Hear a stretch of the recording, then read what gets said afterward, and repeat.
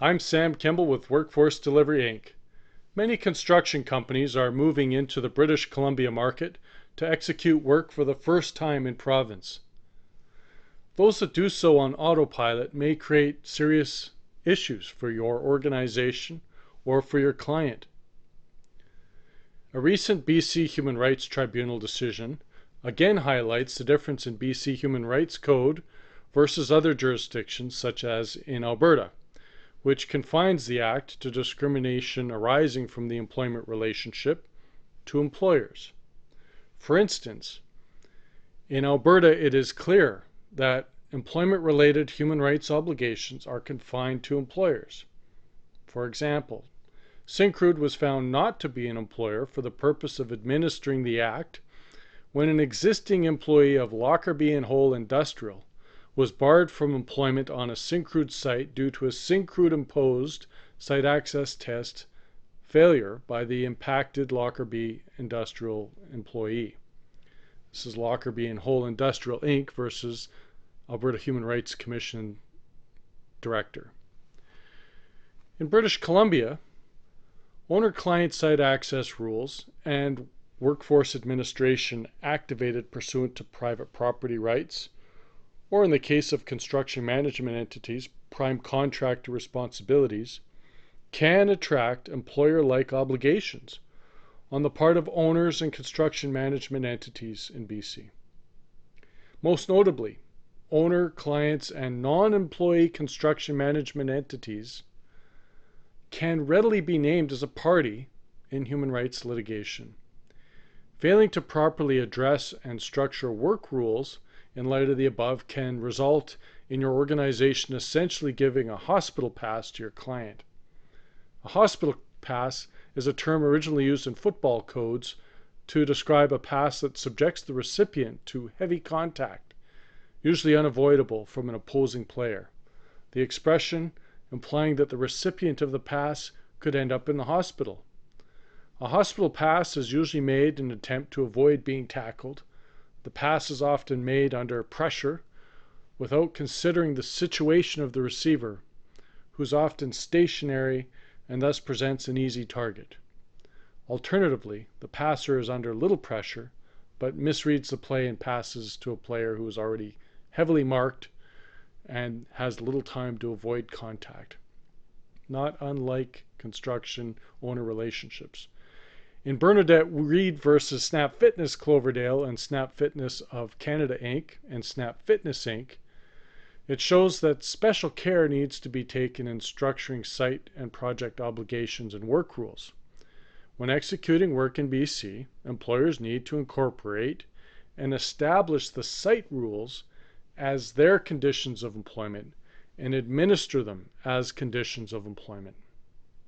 Relying on owners or construction management entities to administer project rules is neither available nor advisable for employers working on major construction work in the province of BC, especially when such rules have human rights implications.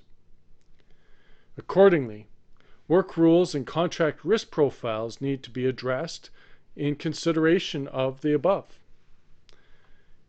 In the decision fact set, Snap Fitness Inc. was the franchisor of a chain and brand of independently owned and operated fitness clubs. The case pertains to a human rights complaint naming the franchisor, Snap Fitness Inc., arising from the employment relationship of one of its independently owned and operated franchisee fitness clubs in the province of BC.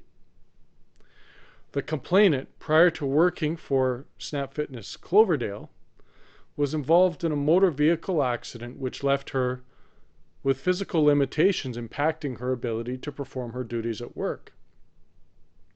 The parent, Snap Fitness Inc., put forward a defense that it was not a proper party to the complainant as it was neither the employer of the complainant nor the operator of the fitness club in question. To which the tribunal responded, the position taken by Snap Fitness that it is improperly named in the complaint because it was never Miss Reed's employer is misconceived. It is clear on the reading of Section 13 that a respondent does not need to employ a complainant in order to be in violation of the code. The code provides that a person, not necessarily an employer, must not discriminate regarding employment or a term and condition of employment. Typically, it will be an employer that runs afoul of Section 13. However, any person whose actions or omissions discriminate against another person regarding employment or terms and conditions of employment will be in violation of Section 13 of the Code. The Code, therefore, does not require that Snap Fitness be Ms. Reed's employer in order to be found to have violated Section 13. It is settled law that discrimination can be established in the absence of an employment relationship because the subject of the complaint has the ability to interfere with or influence the employment relationship. Similarly, in Schrank versus British Columbia, the tribunal held that liability may be found where an entity has the ability to interfere with and influence another's employment relationship with its employees. So it's settled law in BC. Workforce Delivery can offer an audit together with solutions to navigate the implications of the above for owners, construction management entities, or employers for those that require assistance.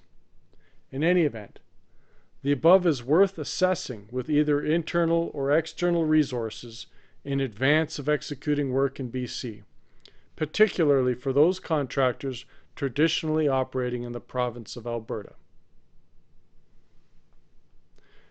So I want to thank you for your time in